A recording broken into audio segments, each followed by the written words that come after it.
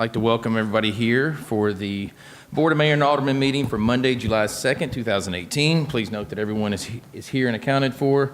If I can have everyone please stand for the opening prayer by Alderman Jeff McKee, and please remain standing for the Pledge of Allegiance.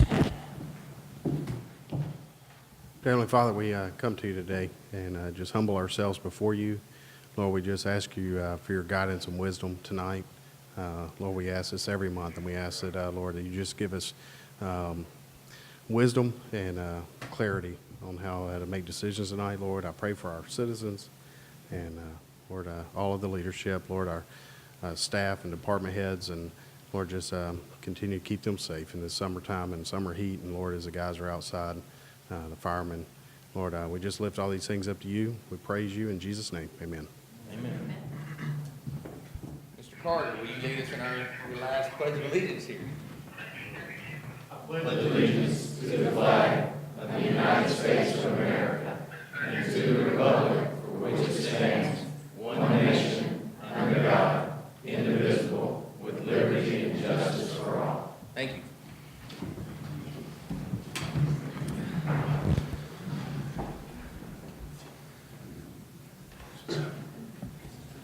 All right. Do I have a motion to approve the minutes from the June 4th, 2018 meeting? Motion. Motion by Mr. McKee. Second. Any objection to approving those minutes? Seeing none, that item passes. Grievances and comments from citizens. This is where we allow anyone to come forward and speak on any particular topic and going on in town, whether it's something that we know about or not. We'll give you up to 3 minutes. We do ask you to state your name and address for the record. Please note that it's not necessarily a Q&A, so we may not get to answer if you start asking questions, but if we have an opportunity in here, we will try our best. But at that time, so if anyone wants to come up and speak, please just raise your hand. Mr. Lamar. Hugh Lamar, 5685 Hayes Road, Arlington, Tennessee. A little over 3 years ago, I got a call from Kathy Durant.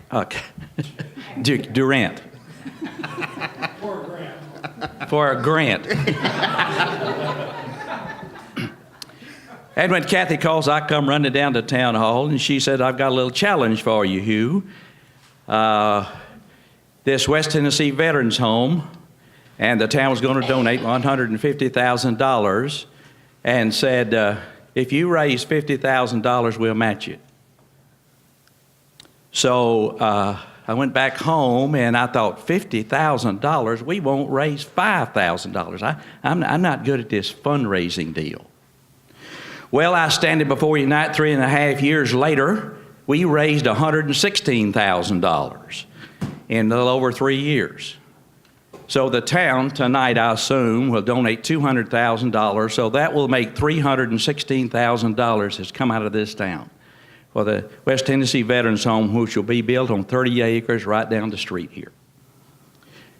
Here's how we raise that money. My wife here and Joyce Anderson here, but the team members, and we had several, but the ones that were doing day and night, I guess, for 3.5 years were Harry McKee. Thank you, Harry. Joyce Anderson, who is here, Hugh and Pat Lamar, Bob and Virginia Verkent, and Cheryl Woolley. These are some of the events of how we raise the money. Church services, Sunday school classes, Rotary, Lions Club, Kroger. Usually we could stand down there 6-8 hours, we'd raise $1,000. Veterinarians. The people would pay $1 to have the toenail of their dog cut. Ms. Anderson got that going, and it just got going. Knights of Columbus and Bartlett, car shows, the Grapevine at the Christmas on the Square, fish fry. Tom Mooney made 2 flags. We fill those mostly up. The Senior Citizen Center sold tea for $1 a glass and raised $300 or $400 each time. And we had a motorcycle event in the middle of the road out here one summer day 2 or 3 years ago. And we even went to an art show in downtown Memphis, which I knew very little about. So I stand you before here today. It's been a great 3.5 years. And I'm glad it's to come in. We're not there yet, but we hope to close this summer.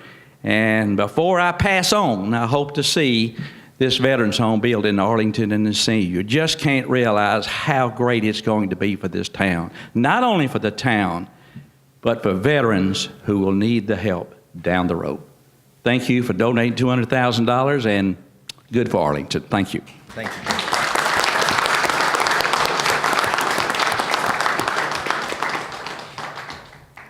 It's kind of hard not to say something along that line, but I know we'll get to it when we get to the actual money transfer, but we appreciate all the work, not just yourself, but Mr. McKee, your wives. There's a group of people that it's hard to name them all, but every little effort has helped, so we appreciate everything that you all have done.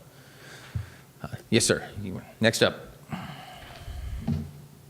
Well, I hate to follow that with anything like a complaint, but I just want to say we moved here. I'm Steve Glenn, Glenn. I live at 11880 Douglas Street. Thank you. And we moved here almost 2 years ago to be close to children and grandchildren, and we love this little town. It's great. We bought a house a year ago, a little over a year ago, on Douglas, the house on Douglas. And I thought, what a nice, quiet little town. This is going to be great. I'm going to love it here. I've never lived in a noisier place in my life. Douglas Street needs to be renamed Arlington Drag Strip. It is loud. There's loud mufflers, loud motorcycles, loud beep beep from backing up vans. It's just terrible. And I was afraid there was no objective criteria, but I did check the ordinances and found that under the town ordinance of 15-913, I think it is, no, I'm sorry, 15-928, unnecessary noise, and it gives the maximum allowable noise from trucks and buses and cars, and obviously this is not being enforced, and that's just what I'm asking. Whatever the town can do to help enforce that law would certainly be appreciated. Mr. Glenn, well, have you so you live, where exactly on Douglas Street? I'm trying to think. It's right at the stop sign. Okay. That's part of the problem. You know, when they leave the stop sign or when they roll through the stop sign, it's Okay, so I guess that's the question I'm trying to get. So you're just saying it's loud cars. loud cars, loud trucks, and it's not necessarily that they're stomping on the gas, but I mean, you got to accelerate some. Mm-hmm. They accelerate some of them. I think they want everybody to hear them, I guess. I mean, that's all I can figure, because you sure can. Okay, well, I used to live close to an interstate, and maybe that's a question. I don't. We'll see if we have the sheriff's department up in a second. I don't know how to quite address that, because that's more of a sheriff's department. They have I know the sheriff. It's something the sheriff, I guess, will have to do. They have to have a sound pressure meter so that they can, and I'm assuming they've got one. Otherwise, I don't know how they enforce this ordinance. Or maybe they just don't. All right. Well, Mr. Glenn, thank you. Okay, thank you. Thank you. Thank you. Anyone else here to speak on any particular grievances and comments from citizens? Seeing none, we'll move on to communications from the mayor and sheriff's department report. Lieutenant, it just happened to be timing right there. Good afternoon. My name is Lieutenant Kathy Crowder. I'm here to get a report for the month of June. Just to piggyback off of your complaint that's dealing with the noise level from the vehicles, motorcycles, bikes, or however, it is a particular device that must be used to be able to measure the noise level, and that will fall up under code enforcement. We do not have that device. I looked into this ordinance, I guess about a year ago, because we was dealing with some complaints from some citizens, and we had already looked at it, and that's something code enforcement will have to come out with a particular tool, because the sheriff's office, we do not have that particular tool to measure the noise level. So just for my curiosity, so say a truck or motorcycle or something was identified and the address was identified of that vehicle, then code enforcement would have to go by there and measure the sound, I guess? Yes, it's a particular device that you have to have in order to. Yeah, I'm not familiar. I'm just trying to make myself familiar with it, so. Yeah, I didn't know whether they would sit at the stop sign, and then if something came through that hit it, then. Yeah. Yeah, I don't know. Right. So, Now, if it's dealing with anything that's dealing with the traffic, yes, we have a traffic division to deal with traffic complaints. And once I will submit that information today to our traffic division, and they will assign a traffic investigator to that area for a couple of weeks, and they'll be monitoring to make sure that the citizens not running the stop signs. I mean, if they hear anything in the noise level, however, they can address that with the citizens just as well when they pull them over. okay. All right. Thank you, Lieutenant. So that's right there on Douglas Street. It's at the, I guess it's at the Polk and Douglas and Polk at the four-way stop. Douglas and Polk. Yeah. Four-way. Mr. Glenn, is it certain times of day that seem to be, that stand out for you? Well, when people go to work, Okay. but some people go to work real early. Trust me. Yeah, my father-in-law lives on Douglas Street. I've been a little surprised on some of the huge trucks with big tires, and they'll run as fast as they can from the playground to the stop sign. It's like a contest almost. Okay. So, All right, duly noted. Any, I'll give you my business card before I leave, and if you can call my desk and give me a little bit more information, I'll make sure we put the accurate complaint in for traffic division.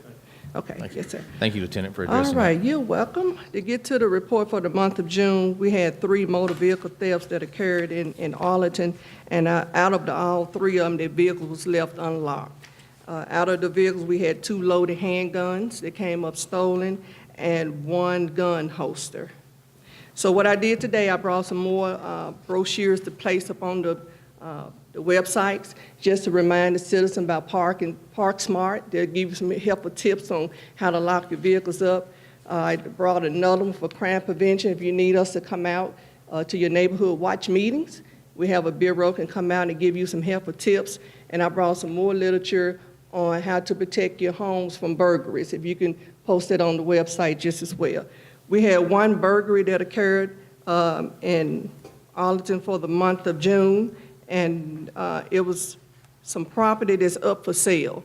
And a refrigerator came up stolen, and whoever broke in the property had the padlock on it. So it had to be an inside job to remove the padlock off the door, go in to get the things that you need.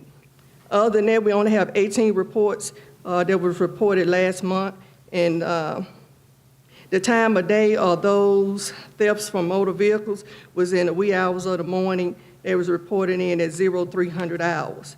So, and it happened on Sunday, June the 10th of 2018. So all 3 reports came in on that particular day, and all the vehicles left unlocked. If you all can help us out by posting that information on the website, just let the citizens know that we still here. We're concerned about all of our citizens in Arlington. And if you have any questions, any concerns, just please give us a call, and we'll be glad to come out and to talk to your neighborhood watch organizations. That's all I have to report. Seems like the same speech each month about locking the doors, doesn't it? So, thank you for the report. Any questions for Lieutenant Crowder? Thank you very much for the update, Lieutenant. You're welcome.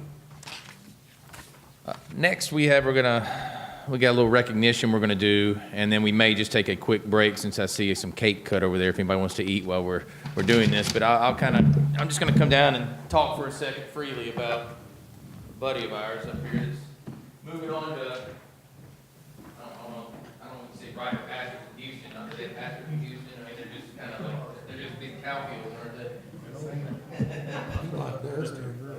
So, anyway, so for those of y'all who know, or those of y'all who don't, most of y'all do, this is Kevin Carter, our parks director, and he was brought on board in 2013, 14. And it was one of the things when I first ran, I had a passion, of course, I had children playing parks, I had a passion for parks, and I got out and I was out there every day. And some of the board members were too, but I'm just saying, but I was out there every day and I started seeing the need for more than just ball fields and all that. We needed turf maintenance and just more organization in the leagues, even though we don't run the leagues. We just need a better communication from the town. And so with the help of the board, we were able to create a position which we didn't have for a parks director. Kevin came to us from Houston High School with background in turf maintenance and golf course maintenance, and hit the ground running, and it's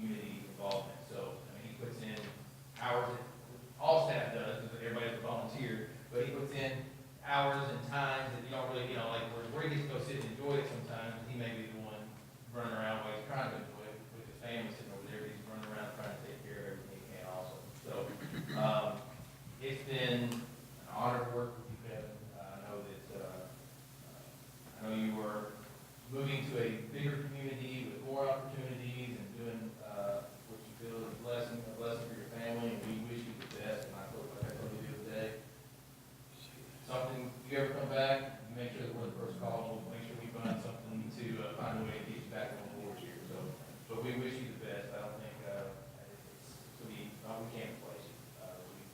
We will find another parks person or somehow to fill that position, but you're just one of those guys that's hard to replace, so, I appreciate everything, just kind of put your heart and soul into it. I'm gonna miss you, I know this board is too, so, appreciate everything you've done.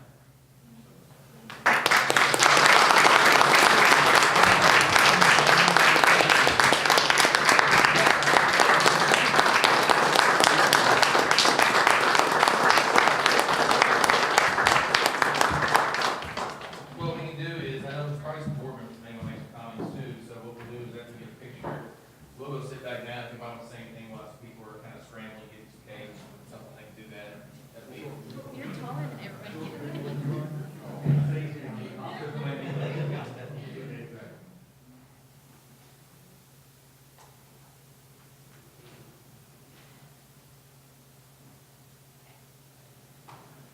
Anything you want to say?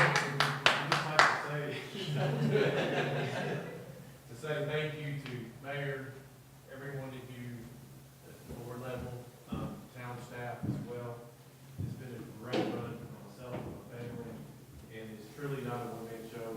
It's a team effort from our support group, consultants, to staff members, and I mean, I can't say thank you enough to everybody, because I will leave somebody out. It's definitely a team effort, and I applaud everyone, and I'm excited to see where this town, trust me, I'll be on Arlington Facebook. They'll kick me off, I'm following everything else, but definitely excited to see where this town goes and grows, and, it's part of everyone here, and it's the ones who care, and you can tell that it's exciting, so it makes it bittersweet, and I'm truly grateful for everybody here and being part of our lives through this point. So, family will be remaining here. Yes, So we'll be back. we'll see you back for it. Thank you. Thank you. Well, like I said, if everybody wants to get a piece of cake or something, feel free to. Losing a great two. Yeah, so we're gonna see, if anybody wants to make comments while everybody's grabbing cake, no, come on. I mean, that's, I want everybody to have the opportunity. Lazy cake, it's chocolate. Come on, sit.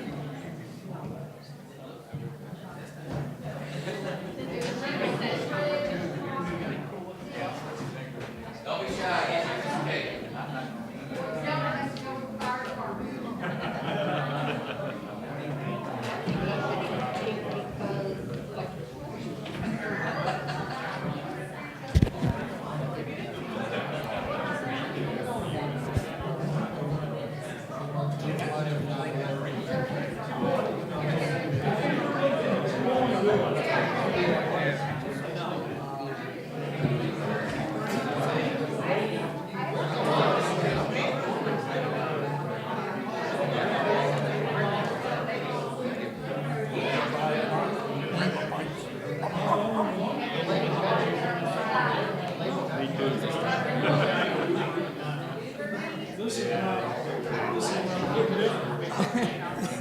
Pre-dinner. We don't eat till after. Really? I can't do that.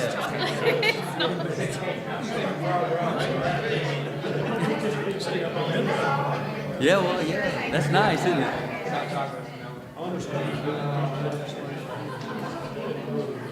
Hey, Brittany, when I did my comments, about that. Oh, really? So I may have you kind I got right there. This was there when I. He's great. He knows. Just him and Ronnie. of, I didn't know if anything had changed. Really good.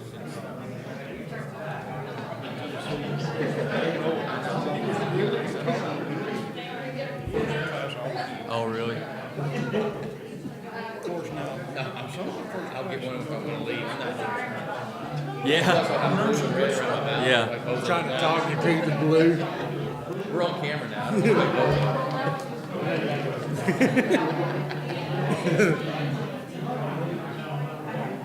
be smiling, oh, this is great.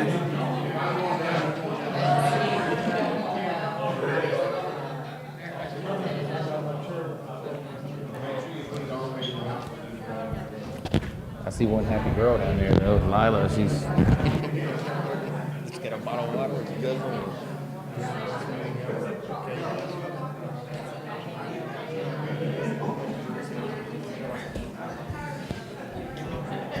All right, we will try to start getting going back on track. Like I said, if anybody feel free to get up and get cake or drink if you need to during the meeting. It won't offend us whatsoever. But again, if anybody has anything else they want to say about Kevin, I know there's so much to say that it's hard to say it all. And I know most people are saying it to him personally. But again, it's been great to see the accomplishments that have come with the town under his leadership of the parks because.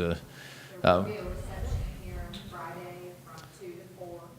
More cake, more cookies, more fellowship, more tears. Yes. Friday from 2 to 4 for staff and whoever else wants to come in from the public. So not everybody can make night or day meetings, so whichever. But again, anybody else have anything they want to say on that before we move on? I just want to say, Kevin,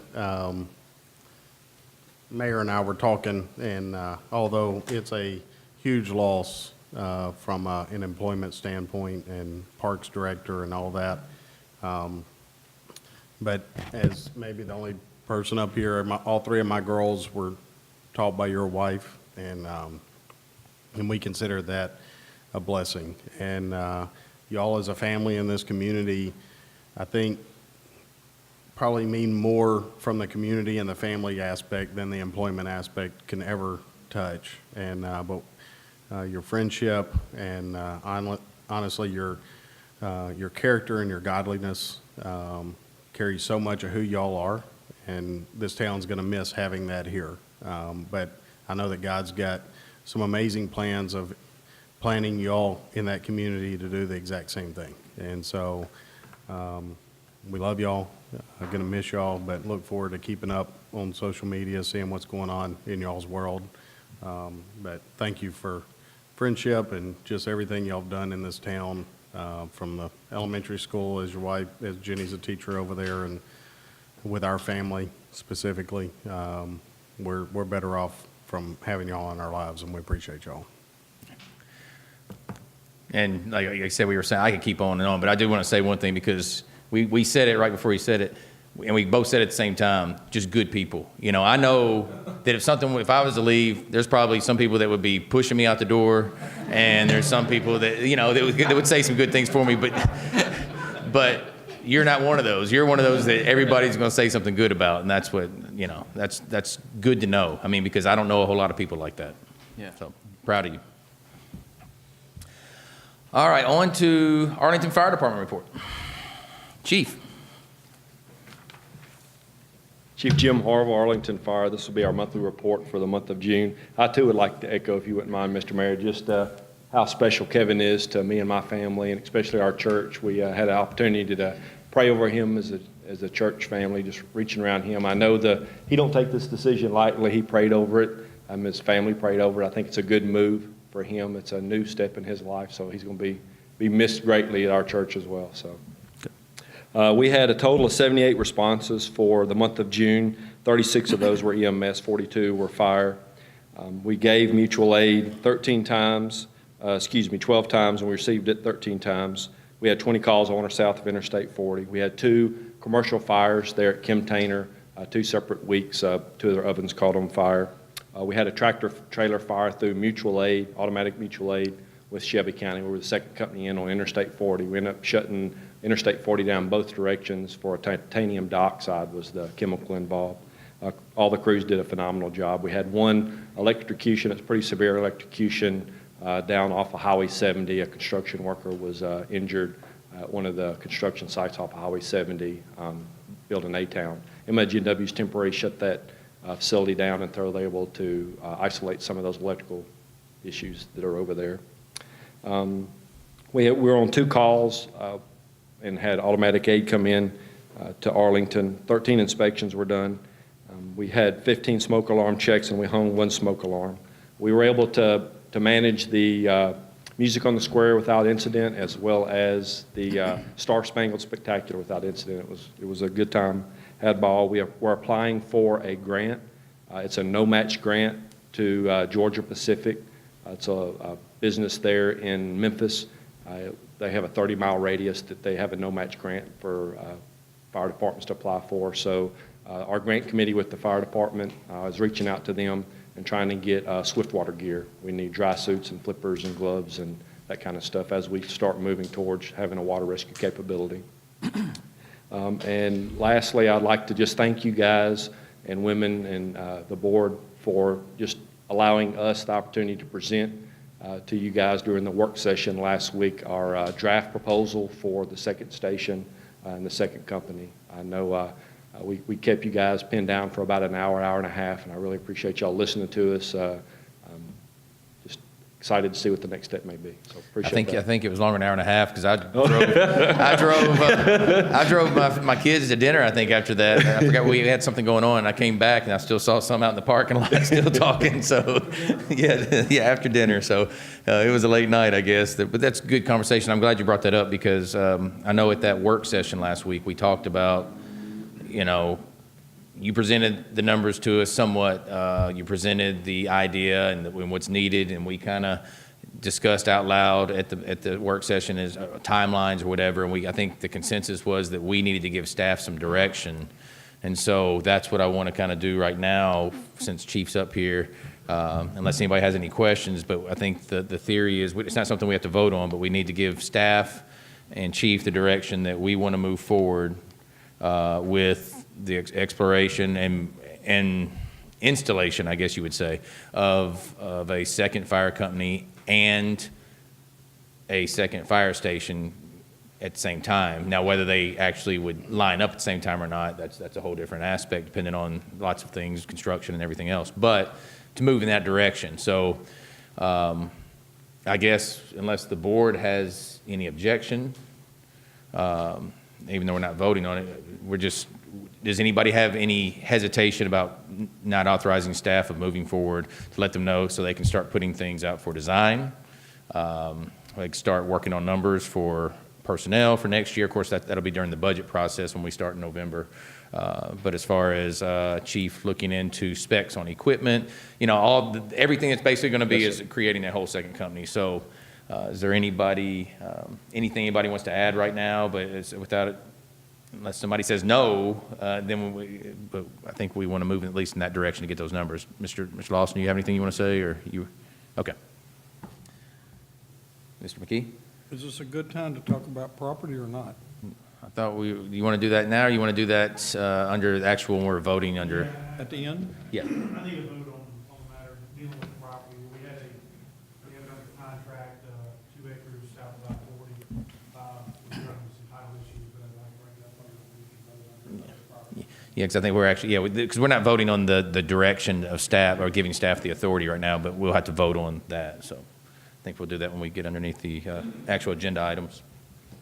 I think the meeting the other night, that took away that everybody on this board and staff were 100% behind the information you presented and to move forward with this project. So, Thank you, sir. But thank you and your guys for the job they did on the presentation. Everything was professional, well done.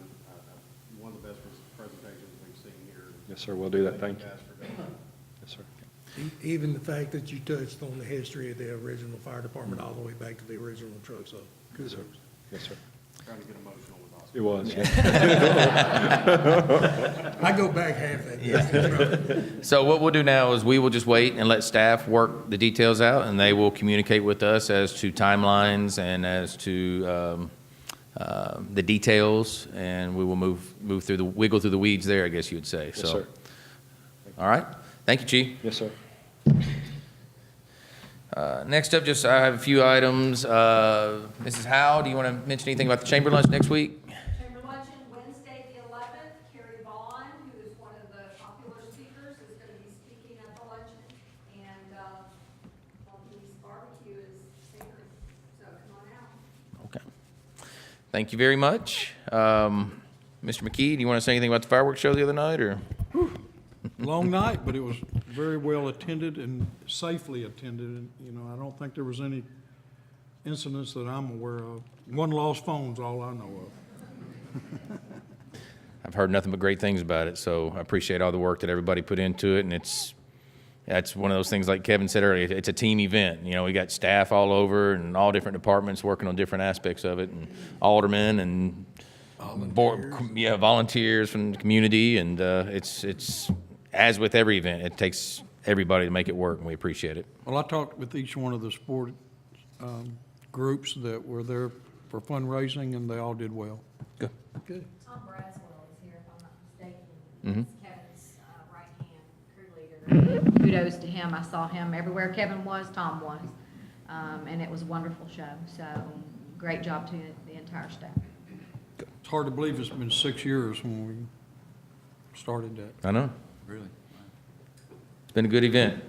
I keep saying, it's hard to say signature event, because it used to just be Arlington in April was our signature event. Now we have the fireworks show, we have Christmas on the Square, the parade, and the Christmas on the Square. So it's really grown. So appreciate all the work. Just so everybody knows, and for those here in attendance, we did approve our budget last week, actually, at a special meeting. So everything's good for the next year. Of course, there's a lot of things that have to work out, but I'm just saying everything's good. Just so you know, you have to have budgets worked out by June 30th, or you got some whole bunch of issues with the state. So ours was really worked out long before then, but we just had some last-minute budget amendments like we always do. But kudos to staff again on working through that and getting us there. And last thing I have, Ms. Owens, do you want to talk about the early voting, since we have early voting location, kind of the details on? Sure. So a couple weeks ago, I had notified all of you guys that the Shelby County Election Commission reached out to us and wanted to do a permanent early voting location in Arlington. We did meet, and they toured the safe room. They looked to make sure that the Wi-Fi capabilities are there, that it's ADA compliant. We still have some agreements that we're going to have to work out between their legal and our legal as far as using the facility, but they are trying to schedule it for this year to be able to do early voting in Arlington. So as soon as we have those dates, we'll post them on our website and Facebook. And So it won't be for this upcoming July 13th early voting? it was posted as July, but they've since removed the schedule from their website. So we don't know yet. Yeah. So as soon as we have it, we will send it out. Well, I know there's and post somebody's it. trying to throw a lawsuit and stuff. So I don't know if that's what's holding it up, but yeah. I'm not so. sure. So yeah, as soon as we know, we will post it and notify the residents as well. Okay. That's all I have. Does anybody have any other announcements they'd like to make? Okay. On to committee reports. The following committees met last month: DRC, Health and Safety, which was instrumental and also part of the presentation of the work session last week for the Second Fire Company, and of course the school board. So unless somebody has anything they would like to address on that, then we'll move on to the treasurer's report. Mr. Brooks got his glasses this week. I do, I can see this. All right. General fund, we had a beginning balance of $2,982,751.39, and an ending balance of $2,591,637.91. In our sewer fund, we had a beginning balance of $1,618,210.42, and an ending balance of $1,684,711.71. Thank you, Mr. Brooks. Any questions on the treasurer's report? All right, on to old business. Any old business we need to slide in there, Mrs. Owens? Okay. On to new business. Item A, presentation of sewer rate study by the University of Tennessee Municipal Technical Advisory Service, MTAS, I guess you'd say. So we have Mr. Wyatt.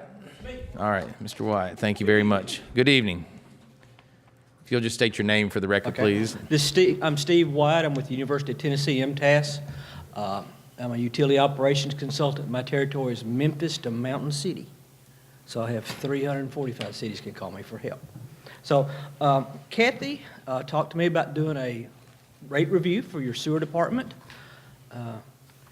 Kathy and I have been doing this a long time, Kathy. Rate reviews. So I'm not going to say a word about a woman's age. We'll just leave it to that. The council, you should have in front of you the written report dated June 13th, 2018. I apologize for no PowerPoint. I got my communications messed up, so I thought y'all were going to do the PowerPoint. Kathy thought I was going to do it, so we're just going to do it by hand tonight. Okay. I'm going to do a quick advertisement for the people in the audience. University of Tennessee is a land-grant college, which means we have education, research, and public service. I'm in the Institute of Public Service, particularly the Municipal Technical Advisory Service. So we help all municipal cities in Tennessee with city functions: fire, police, HR, utilities, streets, garbage, finance, municipal management. We got Ronnie Neals in the audience. He's your municipal management consultant for your area with general municipal management things.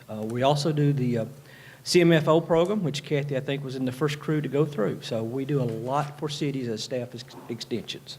Prior to that, I worked for Jackson Energy Authority for 17 years. So Arlington has a sewer department. Sewer departments are different than your general fund department in that they're an enterprise fund.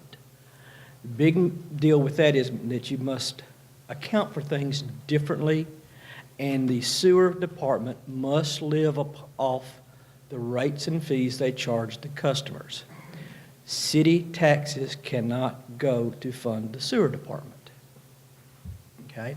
When I first started helping Arlington with sewer, y'all had the lagoon north of the highway back on the northeast corner of town. So I've been with you off and on for a long time. Okay? You've got quite a few capital projects that y'all have forecasted your capital plan, which I'm taking into account why we did this rate review. So, when this gets started, please ask questions, okay? Because it helps, and somebody else may have the same question. So right off the bat, Arlington charges rates and fees to their customers. That is for the services they get, surcharge fees, inspection fees like that, tap fees. That's part of the revenue stream that you bring into, both from residential customers, commercial customers, and a few industries that you have. Arlington also charges development fees, okay? Development fees are your charge that you charge to a sewer customer as their buy-in to this utility system. You've put all these assets in the ground and built all this material, and so that is the buy-in that Arlington has decided that these people need to contribute to the buy-in for those capital projects that you've had to put in prior to their attachments, okay? Development fees are not fees that Arlington must use to cover their operation and maintenance expenses. That is fees which help you pay for capital projects in the future, pay down debt, and move forward with replacements. So a development fee is not an operational fee. In the past, Arlington has had a feast or famine relationship with development fees. If you look in my review here, I'm estimating you have about $325,000. Now realize this report was written earlier, and you really don't know, and I really won't know to where you actually hit for the year till after your audit comes out in about 3-4 months from now. But in the past, Arlington has had significantly higher amount of development fees per year and significantly lower amounts of significant fee. So that is a feast or famine event. So you should use those development fees wisely for your capital projects and paying down debt. And you must cover your O&M, your operation and maintenance expense, off your rates and fees. So the rate review that I have done for you is neutral in the projected years. There's no development fees anticipated. So it's just to see whether or not where your fees need to be to cover the anticipated expenses for the next 3 to 4 years, okay? When I put this rate review together, I'm trying to be conservative. I've got your normal 2% COLA that you effected July 1 in there. That's built in automatically. I did your natural growth of revenue at about 0.25%. Expenses, I've got about 2% that they grow per year at those amounts. It's a conservative number, just to go out, okay? Your depreciation on your proposed capital projects, are both based upon the engineering costs. I think Steve Hill worked those up for y'all. And that's contributed to the timelines that the comptroller's office says for depreciation. Pipes and plants, you can depreciate them 40 to 50 years. Equipment, 15 years. Trucks, 7 years. Computers, 3 years. So depreciation is the total cost of that purchase, straight line cut in half for the number for each year. So for a new truck, if it's $70,000, you depreciate it 7 years, so it's $10,000 a year. Depreciation expense goes on your O&M. Depreciation shows up as an expense, but it's a non-cash expense in that it doesn't go to anybody. It goes into your bank. That's why you have some fund balances in your sewer department from accumulation from that. Okay? So, example A, if you look at your example A, it's got a lot of stuff on there. I apologize for that. The yellow are the rate increases without anything other than the COLA going through June 30th, 2022. The green section is the anticipated new depreciation expenses you will incur as you add the projects and they're closed out. And they're put in there based upon the year that y'all told me that they would be finished out. At the bottom is a line item called change in net position. At the very bottom, you see I'm projected in 2018 because there is development fees listed there, if I put it in, that you will have a positive change in net position. But without development fees, I anticipate that you will have a red or a negative change in net position going forward without including the development fees. So you may say, well, what does that mean? Okay. State law says that if you have 2 consecutive years of negative net position, the utility is referred to the Water Wastewater Financing Board. That is a board appointed by the governor of Tennessee, which is appointed with the physical, financial viability of water and wastewater systems for municipals. Its sister board is the UMRB, Utility Management Review Board. They do utility districts. Once you have 2 negative years of change in net position, you come underneath the authority of the board. The mayor then will get a letter from the board stating what part of Tennessee Code annotated that you're in violation of, telling you to come to Nashville and have a little meeting with them, if you want to, for them to for you to present a plan to get back into financial viability within a reasonable time, either through raising rates or cutting expenses. Okay?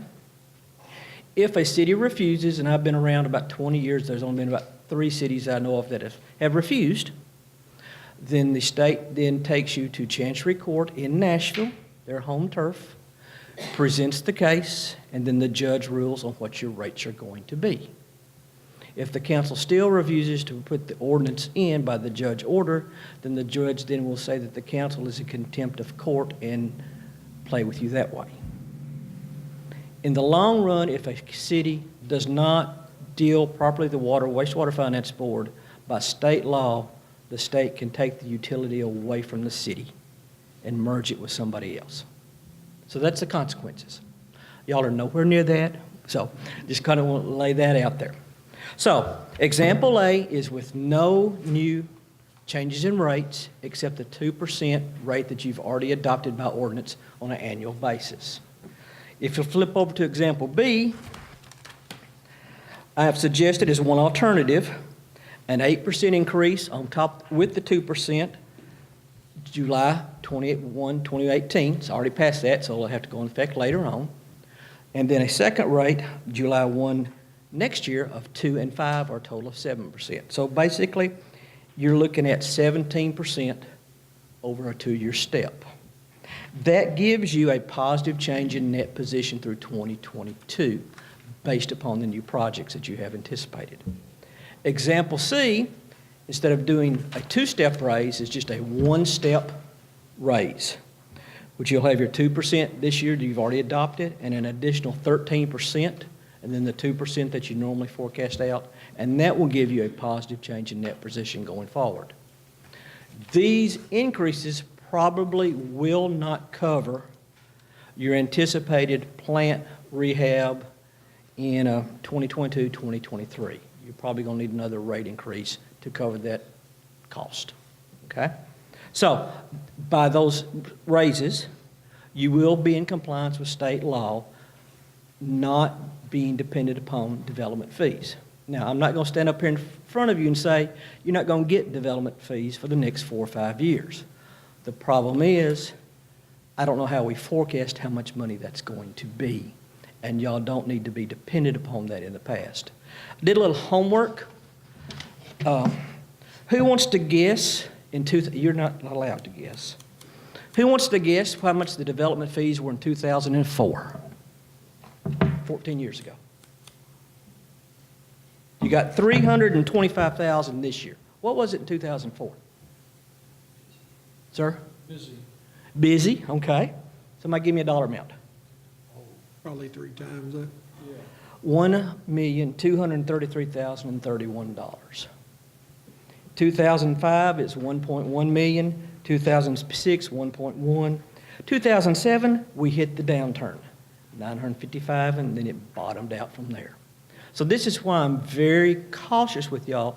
Please do not depend upon development fees as to stay in financial viability.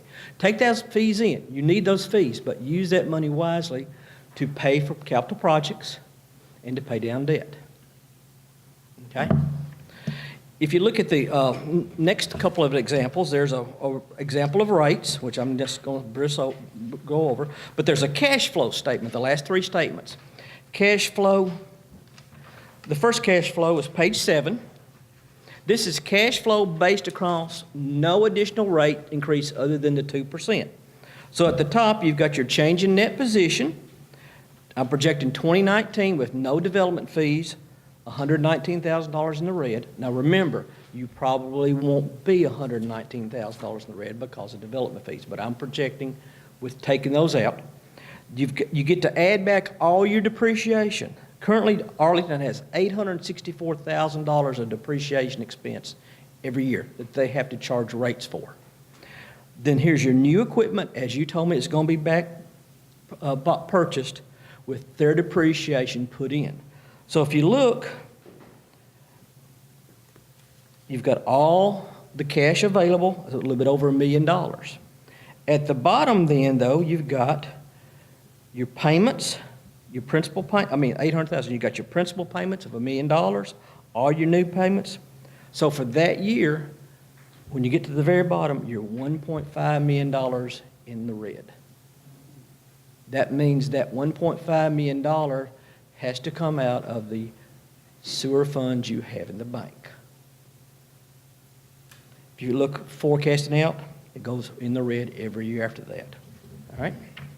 Now, when I did the rate review, I was not going to cover all those principal payments. I was just trying to get you back into compliance with state law on the net position. Page 8 is the 2-step raise, which makes the red a little bit better, but you're still going to have to pull money from the fund balance to pay for those proposed projects as scheduled. And then page 9 is just the same scenario with only 1 rate increase. The last sheet are the capital projects that your staff has given me that they hope to fund between now and 2023. I hope you read through this. You have questions. I see a lot of bobbing of the head.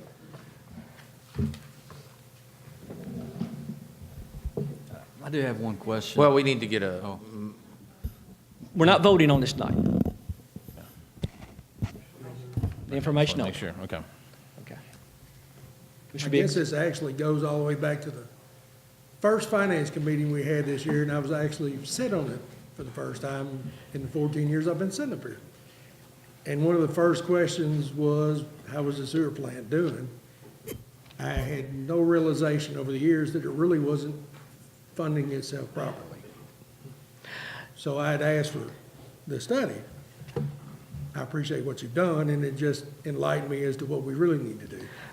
I'm going to give you a little history. I'm going to have Kathy to help me. When we first started on this venture, Kathy, did you have a maximum sewer bill at one time? Yes, sir. And was it 40 a month? Yes, sir, and there was a cap of 20 a month. 20 a month. 20 a month. So when I first started with Arlington, you had a cap of $20 a month maximum for sewer. I did a little homework in 2005, 2006, getting ready for the SBR unit. I was a lot meaner to y'all. It was an 80% increase at that time to cover the cost, and we've had at least one more bump since then. So this has been an ongoing path. Sewer is expensive. That Okay. $20 cap was because most of the guys that were sitting up here were old-time residents and didn't feel we needed to pay for the sewer. And you still had that lagoon with, and not near the growth. Yes, sir, Councilman, you have a question? Yeah, thank you. First, before, I have a couple of comments, and I do have a question. I just want to thank the department. I noticed several of the guys are here tonight. I appreciate that. I think it shows that you have a lot of pride in the work that you're doing. And all of our employees, the other night when we received the fire plan, it was a packed house, all the firemen were here, so I'm happy to see that. As far as, I do have a question on page 2. At the bottom, it says, an increase in rates will be necessary for the 2022-2023 plant project. Yes, sir. So I'm assuming that your options here are taking that into account. No, sir, I stopped in fiscal year 21, 22. Okay. If you look on the very last sheet, So you've got usually when we do a forecast, we don't like to go out more than 3 years because it gets real iffy. Okay. So your staff has forecasted a $12 million wastewater plant upgrade in 22, 23. This stops the year before that. So you're going to have an additional increase to cover the new depreciation. if that project happens. That's predicated on development and the Right. capacity that you currently have to handle that development, in 2022, 2023. Yeah. That'll be reevaluated as to capacity, and it may go out further, it may not. Okay. Wow. I'm listening. That, as far as the options, I don't know what the rest of you guys think, but option A is obviously off the table. My preference is let's not put Band-Aids on something. Even option B, having a rate increase year one, then having to do it again. I'd rather just forecast out, what do we need, and go from there. Just to kind of brush up on that plant rehab. Yeah, yeah. Okay, this is just The for rehab consideration. itself- We'll ask a question. Okay. Yeah. The rehab itself, it is $12 million, will add $300,000 of depreciation on your yearly expenses, Okay. not counting any interest payment and then principal payments on the backside. So Mike, we're trying to give direction. So no, this is just a presentation tonight. And this For y'all to gives- ask this- questions. This gives everybody a chance to ask Mr. Wyatt questions or get with staff over the next month. It'll be on the August agenda, and we will actually vote on either A, B, or C, or something E or different. D. Yeah. But based on discussions that you have with staff over the next month. So this is just basically, Mr. Bill's here, Mr. Allen's here. If you have questions tonight, they're here to represent the engineering side of things. Or if you think it's something that you can go home, you have a chance to sleep on it, you look at the study further, please feel free to call me, call Steve Wyatt, call Steve Hill, we'll answer whatever questions. so no decisions tonight, just a chance. Again, appreciate you, Mr. Wyatt, for the detailed presentation. And, I was trying to look because I see sometimes on social media other communities complaining about their sewer rates and stuff. When I look at some of these, we're more than some of those that I see complaining, but I haven't really heard any complaining here, except for maybe during sprinkler, high water usage months. So it's just kind of eye-opening if these numbers are all correct. Not yours, but I'm talking about all the different municipalities. So I'm just trying to figure that out. I'm going to give you an example. Right now, you're 752 and 284 per 100, right? Correct? Okay. There's a small town in West Tennessee. They have a sewer bill. It's $57 a month.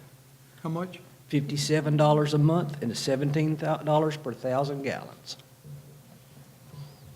And the median income in this town is about $21,500. Pretty big. Also included in your packet, Mr. Hill put together a rate comparison. Yeah, that's the one I was looking at. Kathy, we talked in our meeting, and you had enlightened me a little bit on why our rates may be even higher than some of the other Shelby County municipalities. Can you share with us? Yes, ma'am. You have a sewer use ordinance and limits of what you can discharge after you treat wastewater. So the EPA and Tennessee Department of Environment and Conservation go over your sewer use ordinance. They go over your limits of what can be discharged. If you discharge your treated waste into a smaller body of water, you are held to higher standards. City of Memphis discharges into the Mississippi. Bartlett discharges into the Wolf. The town of Arlington, City of Oakland, City of Lakeland, all discharge into Looshatchee. And if you are downstream from another city who discharges into the same body of water you discharge in, then your limits and your treatable limits will maybe sometimes be different than your upstream partner that's also discharging into that body. So it is quite expensive to treat dirty water as it leaves your home. A lot of times we will talk to residents and they're not understanding why they're paying for clean water or why they're paying for water twice. And when you look at the bill, it looks as though you're paying for water twice.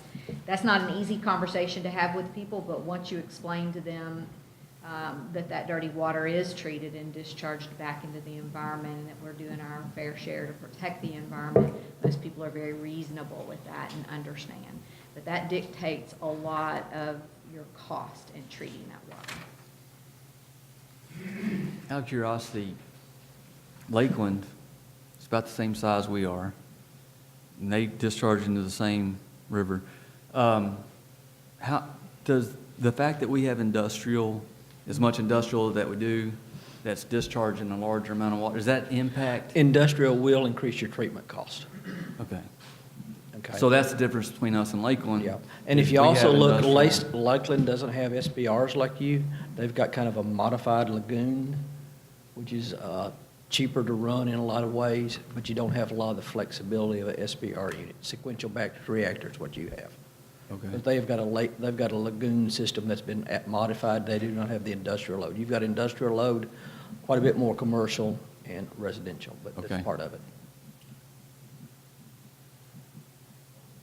So if there's, I guess at this time, if there's any more questions for Mr. Wyatt, now would be the time, but if there's anything for staff, or staff, but if you want to just One-on-one. think about it, get with Mrs. Durant, and she can get with Mr. Perkins, Mr. Hill if needed, and get these questions answered over the next month. That's what we'll do. We'll talk about it next month. But so is there anybody else that has any questions for Mr. Wyatt or staff? Well, what I was taking in as far as what ours is a little more like due to the industrial that we have, I'm taking it that if we do raise rates, especially with the residential, that we're going to also be raising it significantly. They've both been raised the same amount. Same rate. It's Same just- rate. It impacts Same industry increase. pie 'cause they have- Same percentage increase. So Percentage, both of them are the same percentage increase. And I guess the question, just quickly, would be, you don't include development fees. Say we have not one of those $300,000 years, but we have one of those $1 million years again. I'm not saying That's we going to won't. help you for that 1 year. You're going to put money in the bank, and the next year, if you don't have the development fees and you have a negative net position, that's year one. So how often? Cash flow. So how often will we or should we do these sewer studies? Every 3 years? It's up to the city on what they're comfortable with. Kathy and I usually do a little step shot thing. We talk about it basically yearly, just kind of say where we're at, but a full rate review every 3 or 4 years, I think is better. Just want to make sure I know we do keep a close eye, but I just want to make sure that, it's on my radar. That's one thing I don't, like you said, you didn't know a lot, and you learn a lot about, when you're in government, you start learning a lot about things you never thought you'd learn about, so. Okay.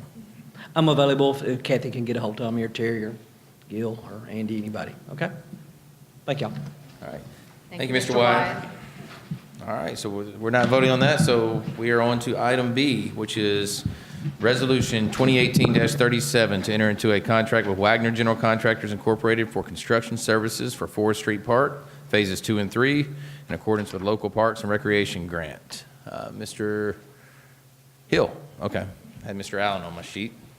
Y'all tricked me. Thank you, Mayor. Bids were open for phases 2 and 3 of the 4th Street Park project on June 22nd. We had 3 general contractors that bid on the project. The low bidder was Wagner General Contractors with a bid of just under $1.9 million. And we had 2 other bids, one just over $2 million, another one $2.4 million.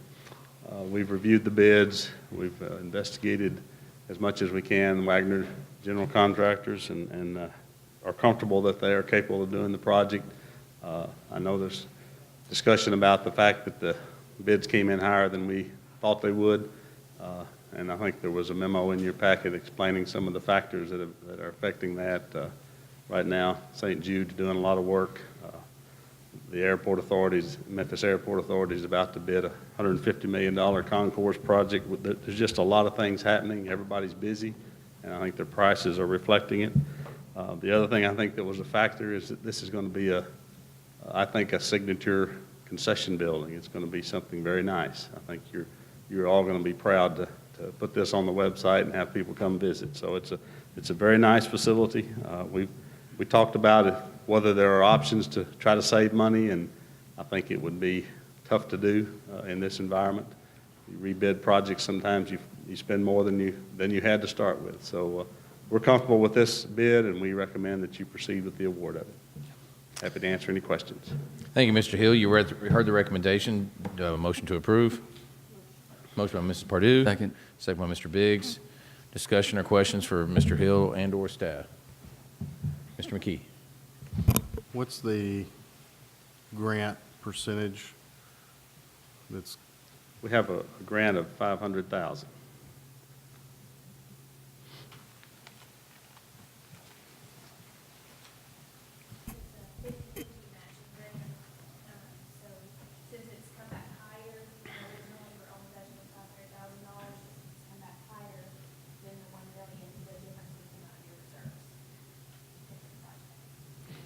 Which is 300 and, right? Oh. Yes, sir. 8. Instead of 500. Yeah. A little over 200,000 of that will come out of your bond, because those are street improvements and on-street parking that is non-grant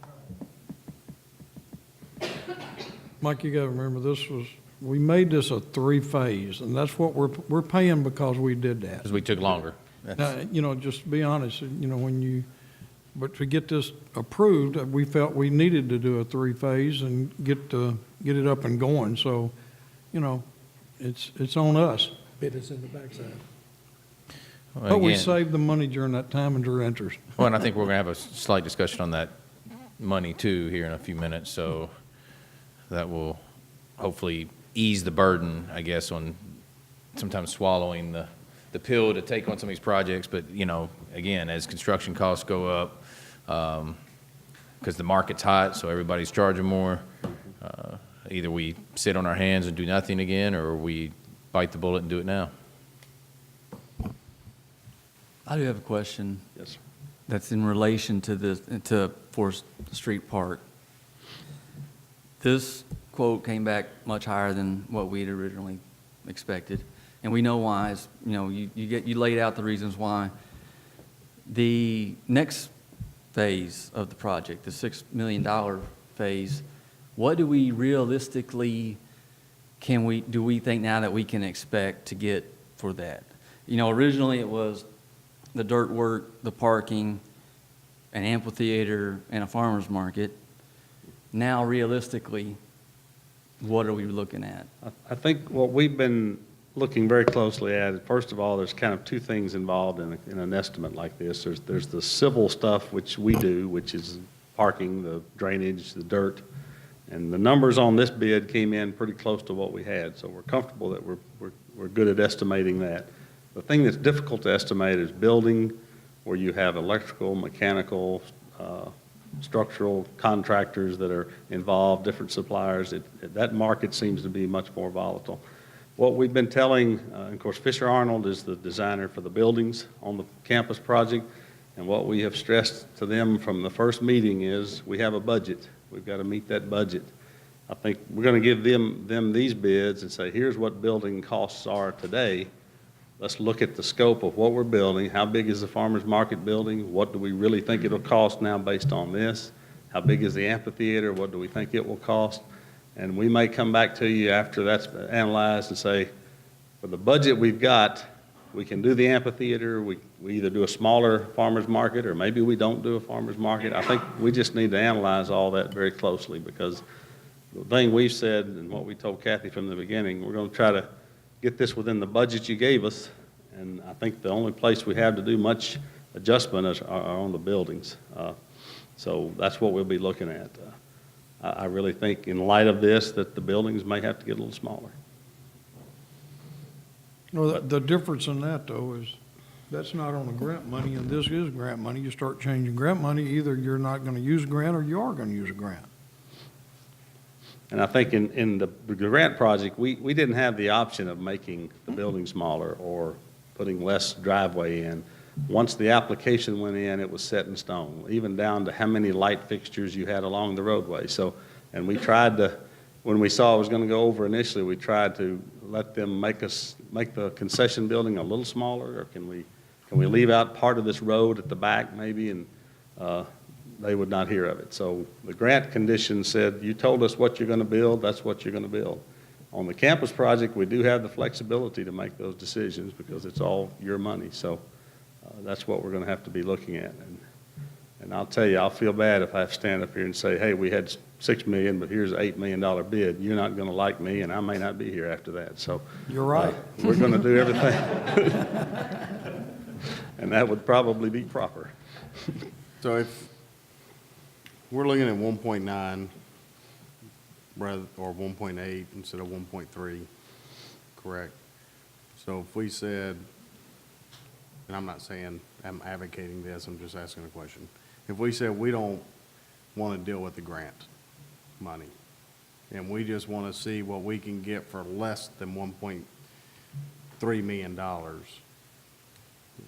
where would we, is there an idea of what we could cut out to get down to, you see what I'm saying? Instead of taking the matching money and spending 500 and getting 500, and you still got to spend another 800, is there something we can get for just our money less than that? You would reduce the size of that concession stand, restroom facility, pavilion down to about half the size it is today. Or maybe less. Maybe less. 'Cause You would not extend that road all the way to the back of the property. You would delete sections of walking trail. You may even have to do away with the playground equipment. So then you're still paying out of your pocket $1.3 million. You just don't have the $500,000 from the state. You've now gotten less for the project, but you're still paying the same amount of money out of pocket. And you cut back on the scope of the project. Yeah, I don't know if you had that discussion with Ms. She actually brought that up the other day, that they looked at withdrawing from the grant, what can we get on our own? And that's exactly what they found out, is just the project gets a lot smaller, but the money probably still stays about the same. Question on that, Am I though. correct? Is that the way that I just, okay. And the other impact of that is the next time you go back to the well We and make ask them That's for what I grant, was fixing to Yes. ask. Another grant, what's it going to do? you poison the well. Okay. So it, Now you don't follow around. Right. More likely to take their grant money somewhere else. What does grant, just from your, I know when we had the senior center, does it seem like when you do it, working with grant money, bids automatically come back higher? it seems that way sometimes, and there may be some wage rates that get involved, or there may be bureaucracy that contractors are a little nervous about dealing with granting agencies. They may not get paid for 4 months, and Okay. cash flow issues. We try to minimize that as much as we can, but that's something they think about. Yeah. Mm-hmm. Well, I can see that, yeah, it looks, okay. That's all the questions I have. So, discussion or questions for Mr. Hill or staff still? Seeing none. All in favor of the motion, say aye. Aye. Opposed? That item passes. Thank you, Mr. Hill. Item C, Resolution 2018-38 to enter into an Arlington Athletic Facility Provider Agreement with Arlington Youth Sports, Arlington Football League. We're giving this one to Kevin, or Mrs., since he's on his... All right, you want to do your last one? Trying to get out.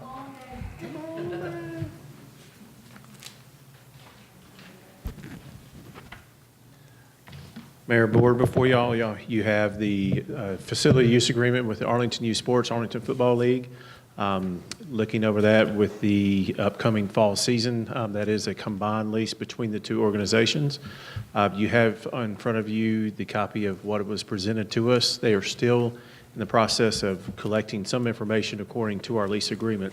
They have the dates and the times requested there, which will need to still be considered once other lease agreements come in to play with the other organizations, but they have requested Arlington Sports Complex, football, soccer field, as well with Douglas when available on that part as well. Staff would recommend acceptance on this with the prior and past history of Arlington Youth Sports and Arlington Football League, and continue to discuss with their director, Mr. Johnson, once other league agreements come in. You heard the recommendation by Mr. Carter and his last recommendation. Do I have a motion to approve? Motion to approve. Second. Motion by Mr. Brooks, second by Mr. Harmon. Discussion or questions? It's pretty standard. This is just the last one that we didn't get to last month, right? This is the first Yeah. for the fall. This is the first of the ones to come for fall. Kevin, is the schedule consistent with what they've done in the past as well? Yes, it is, and we've already had discussions with Mr. Johnson as well, along with the other directors in anticipating what their schedules are going to be once the formality of the lease agreements come in and come through staff's hands, and we'll be able to sit down and review with them, and you'll be able to be generated a schedule in front of you, what you've typically seen in the past of who's on what fields. The only question I got is what I talked with you about the other day about the recommendation from the Parks and Rec on the usage fees for the resident, non-resident. Is that? Yes, that recommendation from the Parks and Rec Committee was presented in our last committee meeting. I'll continue to make sure that that gets presented to staff to present at the next meeting as well. Sure. All right, we got the motion, didn't we? Yeah, we got the motion in a second. I just want to make sure. All right, any other discussion or questions? Seeing none, all in favor of the motion say aye. Aye. Opposed? That item passes. Thank you, Mr. Carter. Item D, Resolution 2018-39 to authorize, I thought we were just pulling the amendment, the first. We're pulling the whole item, okay. Item D has been pulled because of the amendment. Language in paragraph 5, having to do with utilities, and we're going to go back to the real term regulation. All right, on to item E, Resolution 2018-40 to amend the personnel policy for Town of Arlington, Tennessee to include Section 7, Substance Abuse Policy. Mrs. Owens. Yes, sir. So this is a resolution to amend our current personnel policy, Section 7. We worked with Mid-South Drug Testing. They're the outside source we use for all of our random drug testing and our new hires. And tried to update our policy. It was very outdated. The last time it was updated was in 2011. And so we did a complete rewrite of it to keep up with the trends and things that are going on in society, but also make sure we're testing according to the DOT regulation. So staff recommends approval, and we're available for any questions. You've heard the recommendation by Mrs. Owens. Do I have a motion to approve? Motion by Mrs. Pardue. Second by Mr. McKee. Discussion. Mr. Brooks, did you have something? Oh, I thought you had your waving your finger over there. Discussion or questions for Mrs. Owens? Seeing none. All in favor of the motion say aye. Aye. Opposed? That item passes. Item F, Resolution 2018-41 to authorize the transfer of money set aside for fiscal year ending June 30th, 2018 for projects listed in Section 1 to make funds available for project completion in fiscal year 2018-2019. Mrs. Owens. Yes, sir. This is a resolution to reverse what we did at your June meeting where we set aside the $150,000 for the fire department radios. And this is just a request to be able to pull that money out of reserves and put it into expense for this year to complete that project. So staff recommends approval. You've heard the recommendation from Ms. Owens. Do I have a motion to approve? Motion. Motion by Mrs. Pardue, second by Mr. McKee. Discussion or questions? Seeing none, all in favor of the motion say aye. Aye. Opposed? That item passes. Item G, Resolution 2018-42 to authorize the transfer of money set aside in liability line to help fund the West Tennessee Veterans Home to make the funds available for expense in fiscal year 2018-2019. Mrs. Owens. Back in 2015, we did a resolution by the board to go ahead and set aside $150,000 in reserves, and then we were going to match up to $50,000 that was raised by the community. As you heard with Mr. Lamar's report earlier, they did meet that, so this is a request to pull all $200,000 out and go ahead and transfer that money to hopefully move that project to completion. So staff recommends approval. You've heard the recommendation by Mrs. Owens. Do I have a motion to approve? Motion. Motion by Mr. McKee, second by Mr. Brooks. Discussion or questions? This has been a long time coming. We've just been waiting to move the We'll money. hear something in August. When the funds get certified, hopefully. Any other discussion or questions? Thank you, Mr. Hugh, for everything you did on this and your crew and everybody that helped, but you've been kind of the ringleader of it, and we appreciate everything you've done on this. So. It was a pleasure. Any other discussion? Seeing none, all in favor of the motion say aye. Aye. Opposed? That item passes. Item H, Resolution 2018-43 to adopt a fund balance policy in accordance with Governmental Accounting and Financial Standards Board, the GASB Board, Statement Number 54. Mrs. Owens. Yes, sir. This is a policy that has had a lot of thought and effort put into it. We have done a lot of research through other cities, through the Governmental Accounting Standards Board, through UTMTAS, and even our auditors. We have talked about many different options. I can present it this way, and you guys can discuss how you would like it set. But talking to the Finance Committee and then talking to some of you guys, I kind of took the census from my research and everyone's opinion and tried to do what I thought in good conscience was best for the town financially. So the gist of the policy, it does outline the classifications of fund balance. There's 5 different types. We do have some that are already considered designated or restricted. It's not clearly outlined in our trial balance, so I'll be working with my staff to get that more clearly defined for you guys. But when establishing this policy, we considered a number of factors, including the predictability of revenues, expenditures, the exposure to significant one-time outlays, such as maybe disasters or immediate capital needs, the potential availability of fund resources from other funds, and also the potential impact on credit ratings and commitments and assignments. The credit rating agencies do monitor our fund balance, and as you guys know, we just went through a full review for our credit rating. We got our results last Wednesday, so they have upgraded us to a AA2 from a AA3, and so we're really excited about that. So at this time, the way that I have it written is that the town's determined that the unassigned general fund balance, which unassigned means that it's money to be used at the discretion of the board. It's not restricted to any one project. It's kind of there in case something comes up and we need to pull from it. I've written it to say that it's going to remain at a level of 75 to 125% of general fund revenues. 75% is about $6.6 million if you use the budget we have right now, with our target to be at 100%. During our budget process, we will do an annual review of all of our cash flow and our fund balances just to make sure that there's no necessary changes or amendments to this policy. And then if you continue reading the policy, it talks about the order of use of our fund balances and how they will be used. But it also goes into how we will replenish the fund balance if we do pull money out of it.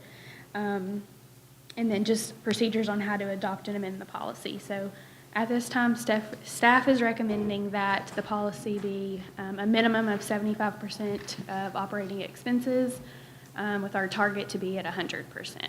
And I'm available to answer any questions. You've heard the recommendation by Mrs. Owens. Do I have a motion to approve? Motion.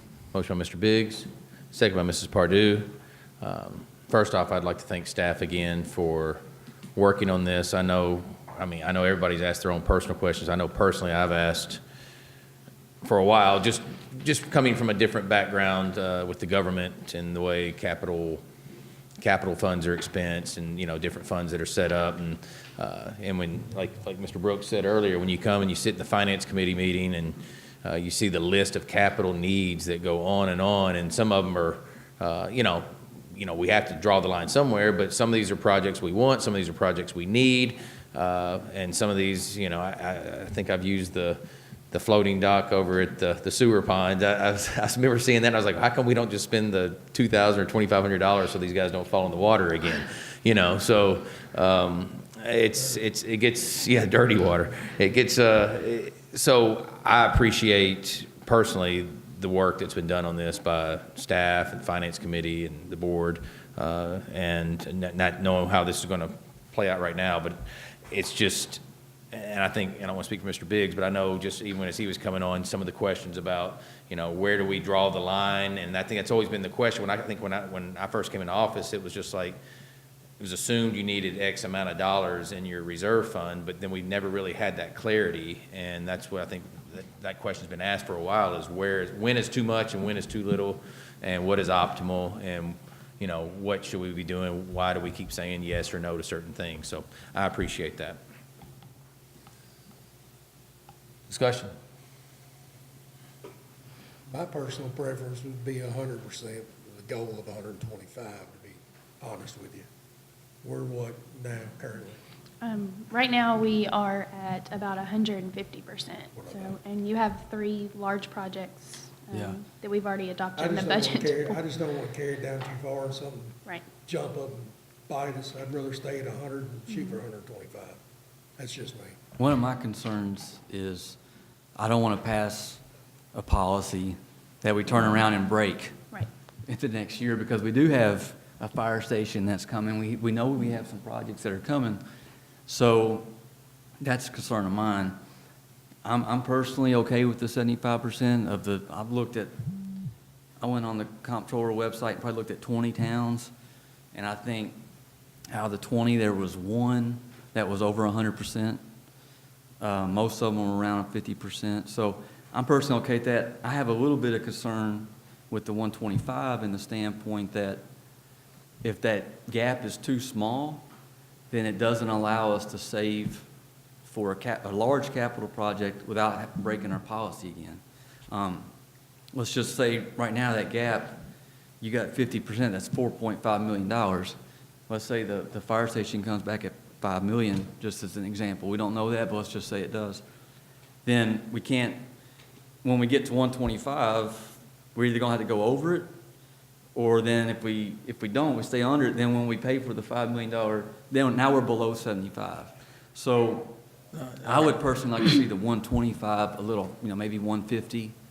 And so it'd be like 75 to 150. I think that gives us a big enough gap in between that we can still save up for capital projects and pay for them as we go.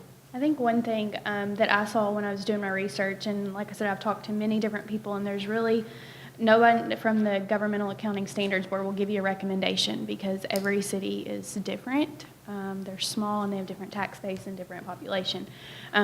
You can never save too much money, in my personal opinion, as your finance director. You cannot save too much money because you never know what's going to happen. So I think and I even went back and forth, to be honest with you, about the 75%, because it made me a little nervous. I am a spender.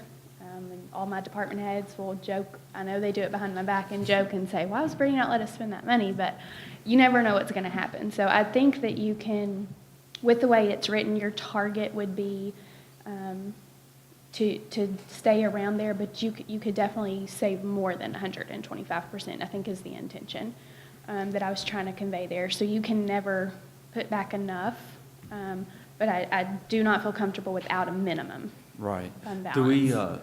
Do we even need a maximum?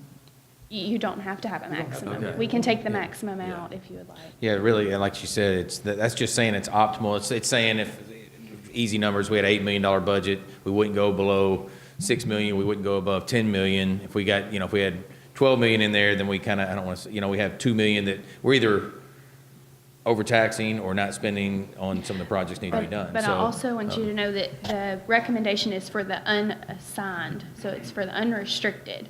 So if you get to $12 million and your target's 10, you can restrict 2 million for something, if that's a specific project. And to use your case in point, you'd set that $2 million aside in a restricted fund balance to help fund the fire. Whatever project you were, but you can definitely write it without a max, we can't do that. so it's kind of like assigning it to capital projects, basically. Basically, you would just call out a project. But once you assign something to a particular project, you cannot reassign it to something Kind of like we just did with the else, West Tennessee Veterans Home? The board does have the authority to unassign. It's restricted where you do not have the authority. It's either restricted by law or by some other Covenants or- outside source. That money is restricted. State street aid is restricted. Sewer fund money is restricted. Solid waste money is restricted. Stormwater money is restricted. We are in a unique position tonight in that you do have your UT municipal consultant here, Ronnie Neal. If you have any questions, did Ronnie get up? and leave? He's still there. Okay. He's back there taking notes. So, if you have any questions about what he's seen with other cities, me as your finance director for a great number of years before Ms. Owens took over, the rule of thumb that I was always taught through UTM task and the conversations that I've had with comptroller treasurer was 12 to 18 months, which is no different than 100 to 150. 100% to 150%. It's just a different way of saying that, and it's a floating number. But this policy says what the board has the authority to do to commit money. And if it's committed, it does call out in the policy, it has to be a unanimous decision by the board. But assigned is less restricted than that. So there's assigned, unassigned, committed, restricted. Those are your categories by which you would follow. What was your comment again, Mrs. Owens, about unanimous? If you commit something, like if you commit it to a project, it has to be unanimous decision by the So board. not restricted, but committed, okay. Committed. If it's assigned, it's just unanimous. Majority. not Majority. unanimous. Okay, that's what. I have a question for Mr. Neal, That could if that's always- okay. Just in my little sample size of the towns that I looked at, I kind of made the conclusion in my own head that 75%, which would be low, it doesn't mean we have to go there, but that's where the low would be, would still be above the 90th percentile compared to all the other towns that I looked at it. I mean, most towns were, 50, 40, 60. So you've seen more than I have, so what's your opinion on that? Well, most towns don't discuss fund balance policies. So he's applauding us. Yes, but most cities, we would tell cities that you've just almost got to have 60% just from a cash flow standpoint, because most cities and counties don't do it now, but many years ago, cities and counties used to have to borrow money this time of year because property taxes don't start coming in until October, November. So you almost have to have 60% just to have the cash flow you need so that you don't have to borrow money. So, and every city is different. Every city is saving for different things, or in a lot of cases, not saving for anything. They're just getting by. It just depends on the city. Well, and every city's different. I know when Mr. McKee and Ms. Durant and I were at MTAS up in May or March, I actually asked Mark Brown from Bartlett, and I'm afraid I'm get the wrong numbers, but I think I asked him, I turned around and told you, I said theirs is about 25%, but they bond everything out that when they have these projects, they just take notes But out. he also quoted you only the unassigned Yes. fund balance. So, And he didn't quote you everything that makes up everything they have. no, and I know, but that's what I'm saying, but as far as, so it's, and whereas their theory, because they're different, they have a lot more commercial, a lot different money coming in, but theirs was, we just basically take the note out when we need it, and it works for them, because that's the way they're set up, but we're not in the same boat, so you can't always compare apples to apples either. Well, just remember one thing, if the board adopts a policy, the board can amend the policy and change the policy, so. Does MTAS have a stance or a recommendation to towns on where they should be? We really don't, other than to make sure that you've at least covering the cash flow, because every city is different, just like the mayor said. Some cities are very comfortable waiting until they need the money for a capital project and borrowing the money. Some cities like to save for those kinds of projects. So it just depends on the board and the city that's involved. Our financial advisor from UT MTS, Ms. Kay Stigall, she also is the one that taught our CMFO classes. She typically will advise cities, if you can stay between 12 and 18 months, that's where you would like to be, but the reality is most cities can't. And so from the financial side, she said at minimum 6 months of your operating expenses. But staying at 12 would also help us maintain those strong bond ratings too. You drop down, you continue to drop down, so with those bond ratings, any money you need to borrow is gonna be at a higher rate, so, no. We, do you have to have a specific percent or No, dollar sir. amount? No, sir. We The don't. Gatsby 54 just says that you have to set out a policy that defines the different levels of fund balance and how they are committed or assigned or restricted, the authority to commit funds, And the then way that how they're you used. replenish fund balances, so you do not have to call out a specific dollar amount. That was in an effort by staff to hear all sides of what was being said and understand that what was being looked for was a level of comfort. Somewhere I told Ronnie when he walked in, he said, I was expecting someone to call me about this, but I don't think anyone ever did. And I said, well, the conversation is 2 months to 18 months, and somewhere in the middle is the correct answer. So this is staff's effort to get you somewhere in the middle is the correct answer. Ultimately, that decision is yours, and staff has done its research and presented to you its recommendation. Was there a way to make sure, I mean, I'm trying to read this as we go through it again and make sure, so it sounds like if we, the optimal is 100% basically.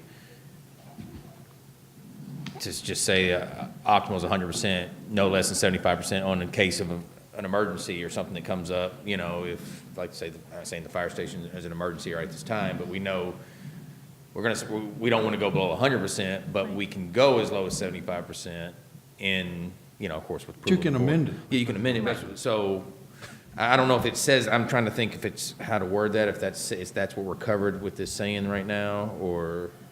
I can tell you my I'm feelings just on it. thinking that we just got upgraded on our bond by having a, Strong fund balance. this board's done a really good job, the staff has done a really good job. Last over 2 or 3 several years. boards have done a good job. Absolutely, and I know we want to protect our town from futures, because we don't know who will be sitting here, who will be sitting there. But when you start putting restrictions and caps and everything else, it's like everybody, my fear of saying, and it's not the number 75%, my fear of saying 75% is our minimal. Man, my fear is in 2 boards from now, somebody's, 7 people. well, we got more than 75% in money, let's go find something to spend it on. And then we don't save to be able to fund a fire station on a cash basis and saying, we're not taking out a loan for that. I think Chief did a fantastic job on his presentation to us last week. And the data that we got in the building the station is building it for today's numbers, right? So it's not building it for 10 or 15 years from now, which maybe not need an additional construction or capital improvement or whatever that may look like. And my fear as a citizen is chasing it to the bottom, because that's what we tend to see when people want pet projects and other things like that. So I think we've done a pretty good job of saying, if we're going to stay between 12 and 18, if we have to go below 12 to hit it, we're not breaking a policy, which to me sounds fictitious anyways, because if we want to break it, we can break it. It is a standard to live by. But, I mean, if I had to vote on something, I would struggle voting for anything less than 100% as a minimal. But I think our policy, or Our Our official actions. policy and the way that we've managed the finances at this point has served us well. Yeah, on that note, again, like, whether it's two boards from now, they can do whatever they want also, again, but I guess the thing has been, and I think that's the reason why this conversation's come up, is we have money in reserves, we keep putting money there, and we have all these projects building up, and nobody ever wants to touch reserves because they're afraid to touch them, and so I think the thought behind this process, and correct me if I'm wrong, either one of y'all, was to say, all right, we know that we will not go below this certain amount, but we have, you know, A, B, C, D projects that have been sitting there, and like you said, construction's going up, we can go ahead and assign those and get to them, and I think that's where we've been for I think years. you're gonna see staff come back to you over the next couple months with requests, resolutions and requests for money to be assigned. You have a tennis project hanging out there that we've already said is at least $1.2 million out of your reserves, maybe higher, because everything's coming back higher, right? You just committed to the LPRF grant and the matching funds and the overage having to do with the LPRF grant. We have listened to the fire department and understood their needs, and we are in the process of actively looking at, with your direction, what that looks like in the way of design and a cost estimate. So over the next several months, we're going to come to you several times to assign money. $5 million right there, just off the top of my head. Our you know, commit yeah. money. So that's the reality of it.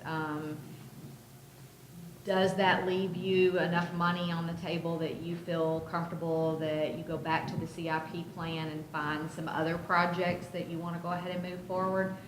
I doubt it. I think it's going to be enough money that between those three projects to get them all accomplished, you're going to say that's enough right now. That's as close as I want to be for a level of comfort. I applaud you for taking on all three of those tasks and wanting to invest money in your city, and I think that's where the mayor's coming from, is it's time for us to invest in ourselves, in our buildings, and in our people, and in what people want to see when they come here. But there has to be a level of comfort, and the reason we have the money we have in unassigned fund balance is because your financial staff is conservative with the way they project revenues, and that is why we were lowered or given a better Graded. bond rating, because you have a financial staff that is realistically projecting according to current market what they think you can get in revenues. And you have a wonderful management team who manages these departments that lives within their budget. Kevin, Terry, Gil, Brittany, everyone, fire chief, everyone lives within their budget, and they get so close to spending 99.9% of the money that they can spend. They leave just a little bit of money on the table. So everybody leaves a little bit on the table. There's a little bit of fat on the table from the expense side, and there's a little bit of fat on the table from the revenue side, because we've been conservative about how we project those revenues. That's what the bond rating companies are looking for. Are you conservative? Do you live within your budget? That's what your auditors are looking for. And as long as you have a financial staff, whether I'm sitting at this table or Brittany's sitting at this table, or whether neither one of us is sitting at this table and you have another financial staff in front of you, please be sure that they are conservative with the way they project your numbers. And please be sure that your department heads are held accountable for the way they spend their money. We have an excellent staff right now. They're going to protect you. They're going to make sure that happens. So every year you're going to see a little bit of money that's going to be contributed back to that fund balance if the economy doesn't just fall apart on us and we've made some catastrophic mistake. Mr. Perkins may have something he wants to add. I don't want to interrupt. Go ahead. For whatever it's worth, I just want to throw this out there to you that, and I assume a lot of people are like me, before I accepted the position here at the town of Arlington for wastewater manager, one of the first things I did was got on and looked at Arlington's financial position. I wanted to make sure I was coming on to something that was financially responsible, because I was looking at being a part of it. So people look at those things. Mr. McKee, you had something you wanted to Thank you, Terry. I'm going to come from it just a little bit different. Your study and my study is a little bit different, because if you look at Detroit, they wish they had a year in their budget when they took bankruptcy. And I can show you some others, but I feel for me to get my vote on this, we need to keep, if you say target it, to me, you're telling me that's what we need to be at. So I'm going to say mine, if you want me to support this, my minimum is going to be a year. I don't care if you use percentages or if you use years, but it took some work. There's two of us on this board that you know, we would not let them spend the money because we want to get where we are now. I think this board realizes we're fixing to spend some money. I think everybody on this board knows we're fixing to spend money we haven't spent before. But I think the town should always try to keep in the general fund, we should keep at least a year. That should be our goal, not just our target. I agree. Especially hearing that, you know, with the general consensus that your cash flow is at 60%, and if we're saying that we might float near 75%, to me, that's too close. Especially if something were to come up unexpected that we would need to have some funds available for, I think that would put us in a bit of a pickle. So 100% or 12 months is my comfort level as well. And that's where I would want. So do we need to like basically amend this and just say, not even have a 75 to 125%, just say, And you guys need to not decide go below if you- 100%? Yeah, and y'all need to decide if you want a max or if you just want it to be minimum of 100%.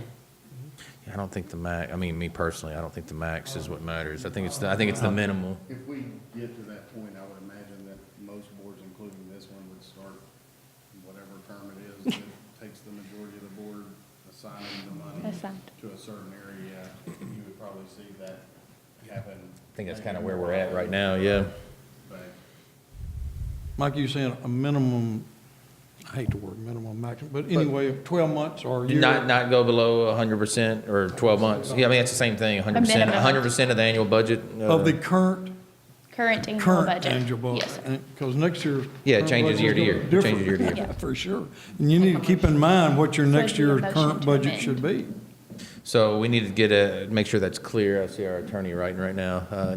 Get a clear motion on the floor, and Gerald, you may need to clean Wait, this up. Can I say something? Yes, sir. Before we do that, if people aren't comfortable with the 75 and they're more comfortable with 100, I would almost rather not have the number in there, because I have this fear that we're going to adopt a policy, and we've talked about all these capital projects, and within the year, after we've adopted the policy, we're going to turn around and break our own policy. That's my fear. But the policy does give you a caveat on how you replenish those funds. And that nothing else can take place other than minimum O&M until you get to that comfort level. So then we would, let's just say, for example, you're saying we would get to 75, but then. Well, now we're saying 100. No, I'm talking about. She's saying that. But I'm saying that in order to get the projects, my fear is that with these projects that we have coming up, we're going to be below 100. And then, so you're, at that point, you're saying, okay, then that's like we as a board, we stop, we replenish that. I think we would do that anyways. I mean, this is a very conservative board. I don't think that. I think the policy, though, should be written to protect anybody that's not here, is kind of what you're trying to set the guidelines for. So while we all are in good practice and we are conservative, what if another board comes in or another finance staff comes in and they're not? I think that's the only reason you would want to set the minimum. Do you remember Mr. Wyatt's conversation about development fees? Hmm. You also have development fees in the general fund. We call that icing on the cake. You don't budget for development fees. That's icing on the cake. So that money typically goes back into your reserves. If you do have a good financial team that is being conservative, again, you're going to see some money go back into your reserves. Which we were just told the other night, we have some. We don't know We do. how much And yet. We have what some going back. And we got quite a bit of properties for sale too that's gonna be going back into ours, so. And what we do with staff, we look really close at our development fees and what comes in, and see if there's any projects that we can go ahead and move forward on the CIP. We do that kind of internally in any ways, and then we bring it to you guys either through budget amendments or through a resolution. So staff does manage that between departments as well, and we are cautious to see what we can go ahead and get knocked out while we have that revenue available. Well, I see this, I understand with, with the resolution, what we're wanting to do. We're wanting to make a statement to everybody, like Mr. Perkins said, this is our intentions. We're going to run a tight ship. We're going to plan for the future. We're going to save money. A lot of this is, we can prove through our actions. I can understand we don't want to tie our hands up because in the past, like Mr. McKee said, they were real good and didn't spend a lot of money. We're to the point now, as far as the size of the town that we're getting to be, we're going to have to spend some. I mean, for safety issues, certain things that we just have to have, we're going to have to spend. So I really, truly believe that with the resolution, I'd like to see it at 100% because the bottom line, if anything happens, you've got to have that money to run your basic functions of your town. And, that's, to me, that's a must. This was discussed very passionately at the Finance Committee meetings. You had the extreme of 250% in reserves to the minimum of 2 months. 2 months. So I wish I could tell you I came to you with a firm recommendation from your committee. I think the overall consensus was they liked the whole 12 to 18 months being their comfort zone. Am I projecting that correct, Mr. Brooks? Well, we've had a policy, it's just not, it does not have to be written to have a policy. We've had a policy, and it's been 12 to 18. I think all we're doing is just saying 12.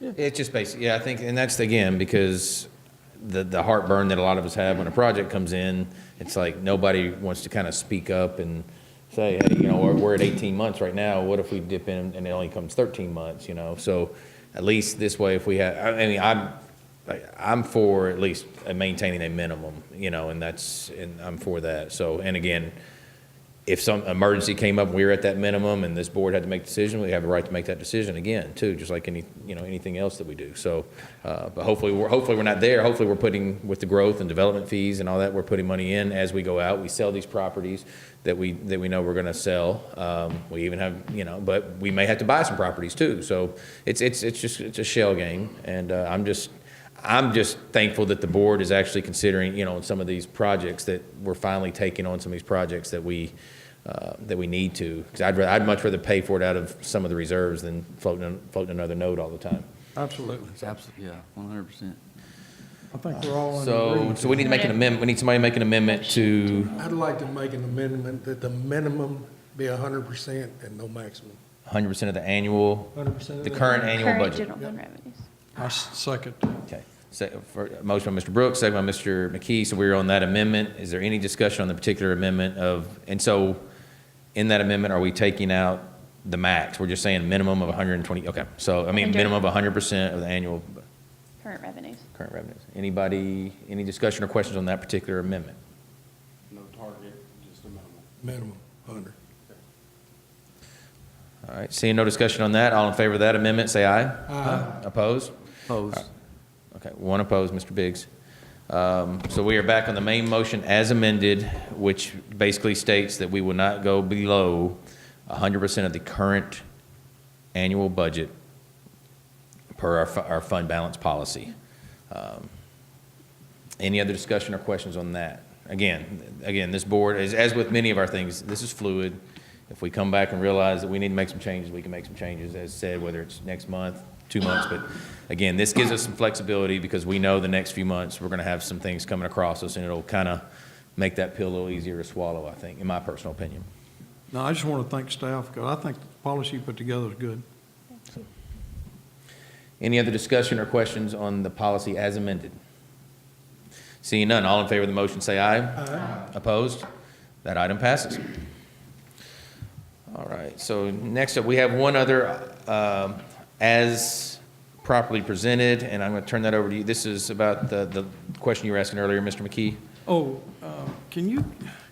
what do we need to do to move forward on the property for I think we actually had it in the budget for last year, but we had to move it over into this year for the property for the someday new fire station. Location. As y'all recall, at the June agenda, you approved a contract to purchase 2 acres on the northwest corner of Airline and Donaldson Road. We were attempting to close that by June 30th in order to close out the year in the books.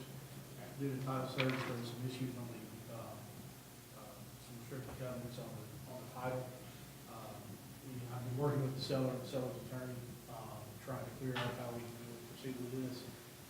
At this point, I think, in order to clear up the title, the best issue we can to proceed with that property, I'd ask the board give me the authority to file a friendly eminent domain, it would just be so that we can file a process, so that in lieu of doing the closing, this would not be adversarial with the seller and the seller's attorney, but to proceed so that we can clear up any final issues through the eminent domain process as opposed to a regular closing process. So that would be my recommendation to the board if we proceed. The cost may exceed slightly. We would have to get appraisal on the property, come in and see. I don't see it deviating significantly than the one right now. There's some minor costs. So I recommend that the board give us authority and make a motion to have myself and the mayor's authority to sign the file procedures and initiate a appraisal and initiate filing process, which would probably take between 30 and 60 days. So it'd be a little bit of a delay in closing.